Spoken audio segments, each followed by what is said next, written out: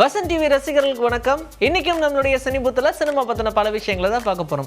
விஜய் சேதுபதியோட நடிப்புல ஏஸ் மாதிரியான திரைப்படங்கள்லாம் ரிலீஸ்க்கு வெயிட் பண்ணிட்டு இருக்கும்போது பாண்டியராஜோட இணைஞ்சு ஒரு படம் பண்ண போறதா சொன்னாங்க. படத்துடைய ஷூட்டிங்குமே கிட்டத்தட்ட நிறைவு பகுதியை நெருங்கிருச்சு. ஆல்மோஸ்ட் இந்த விடுதலை 2க்கு அப்புறமா அவருடைய கமர்ஷியல் படம் எதுவுமே வராமல் இருக்குன்ற வேதனை விஜய் சேதுபதியோட ரசிகர்களுக்கு இருக்கும். ஆனால் அது எல்லாத்தையும் நான் இப்போ கிளாரிஃபை பண்றேன் பாருங்க அப்படின்னு சொல்லிட்டு இப்போ விஜய் சேதுபதியோடைய பழைய வெர்ஷனே கொண்டு வந்துட்டாரு பாண்டியராஜ் அப்படின்ற மாதிரிலாம் சொல்லிட்டு இருந்தாங்க.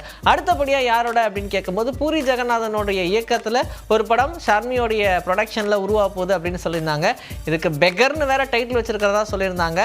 தபு ஒரு முக்கியமான கேரக்டரில் இந்த திரைப்படத்தில் நடிக்கிறாங்களாம். ரொம்ப ரொம்ப இம்பார்ட்டண்டான கேரக்டர்னு சொன்னாங்க. ஹீரோயினா ராதிகா ஆப்தே தான் நடிக்கிறாங்க அப்படின்னு சொன்னாங்க. ஆனால் இதெல்லாம் தாண்டி எல்லா மொழிகளையும் இந்த படம் வந்து ரீச் ஆகும்னு வச்சுக்கோங்க. அப்போ அந்தந்த மொழிகளில் ரொம்ப முக்கியமான ஆட்கள் தேவை. அதுக்கேற்ற மாதிரி ஹிந்திக்கு தபு தூக்கி போட்டாங்க, தமிழுக்கு விஜய் சேதுபதி இருக்காங்க, ராதிகா ஆப்தே, ஓரளவுக்கு தெலுங்கு அண்ட் ஹிந்தி ஆடியன்ஸ் இருக்கு. இருந்தாலும் மலையாள பக்கம் நம்ம போகலையப்பா அப்படின்னு கேட்டால் மலையாளத்துலேருந்து நாங்கள் வில்லனே இறக்குறோம் அப்படின்னு சொல்லி ஃபகத் ஃபாசில் கிட்ட இப்போ பேச்சுவார்த்தையை நடத்திருக்காங்களாம்.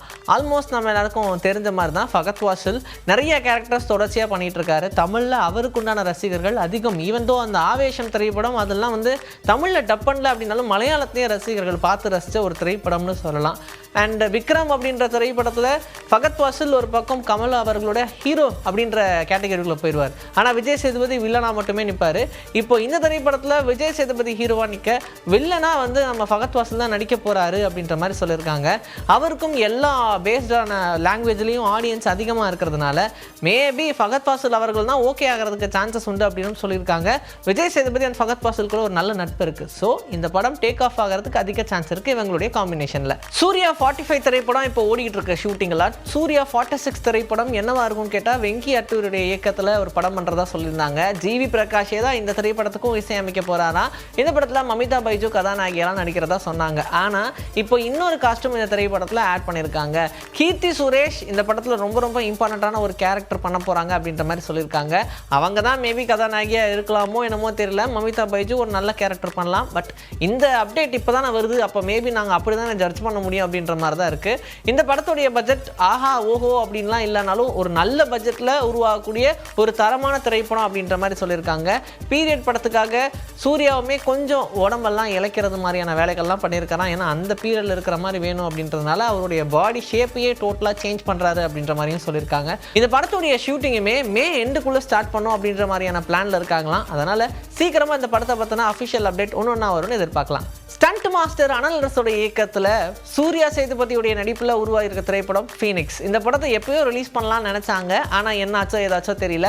அவர் பற்றின நெகட்டிவ் விமர்சனங்களும் நிறைய ஓடிட்டு இருந்ததுனால தான் இந்த படத்தை தள்ளி வச்சாங்கலாம் சொல்லிட்டு இருந்தாங்க. இப்போ அந்த பேச்செல்லாம் அப்படியே கொஞ்சம் கொஞ்சமாக கம்மியாக ஆரம்பிச்சிருச்சு.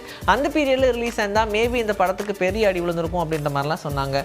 இந்த ஃபீனிக்ஸ் திரைப்படத்தில் வரலட்சுமி சரத்குமாராக இருக்கட்டும், இன்னொரு பக்கம் ஹரிஷ் அப்படின்னு சொல்லி நிறைய நடிகர்கள் சேர்ந்து இந்த திரைப்படத்தை நடிச்சதுனால இந்த படத்துடைய கிரேட் அடுத்த லெவலுக்கு போயிருக்கு அப்படின்னு சொல்ல முடியும். ஃபீனிக்ஸ் வீலான் அப்படின்ற இந்த திரைப்படத்தை ஜூலை 4ஆம் தேதி ரிலீஸ் பண்ணலான்னு பிளான் பண்ணியாச்சு. ஸோ அந்த டேட்டில் கண்டிப்பாக இந்த படம் ரிலீஸ் ஆகும் அப்படின்னு சொல்லியிருக்காங்க. சூர்யா சேதுபதிக்கு இதுக்கப்புறமா மேபி நிறைய படங்களுடைய வாய்ப்புகள் கிடைக்கிறதுக்கான சான்சஸ் உண்டு அப்படின்னு சொல்றாங்க. காக்கோ காக்கோ காக்கா காக்க இந்த படங்களை ரீரிலீஸ் பண்ணலாம் அப்படின்னு பிளான் பண்ணிட்டாங்க. என்னன்னா கண்டுகொண்டேன் அப்படின்ற படம் ராஜீவ் மேனனுடைய இயக்கத்தில் 2000 ரிலீஸ் ஆன திரைப்படம். இதில் நமக்கு தெரிஞ்ச மாதிரி மம்முட்டி, அஜித், அபாஸ், ஐஸ்வர்யா ராய், தபுன்னு நிறைய பேர் நடிச்சிருப்பாங்க. இந்த திரைப்படம் அப்ப இருந்து இப்போ வரைக்கும் பெரிய காவியம் அப்படின்னு சொல்லலாம். இந்த படத்தை ரீரிலீஸ்க்காக பிளான் பண்ணியிருக்காங்களாம். சீக்கிரமாகவே டேட்டை சொல்கிறோம் அப்படின்னு சொல்லியிருக்காங்க. இன்னொரு பக்கம் காக்கா காக்க சூர்யா அண்ட் ஜோதிகாக்குள்ள பெரிய ஒரு காதல் வந்ததுக்கு இந்த படம் ஒரு காரணம் அப்படின்னு சொல்லலாம்.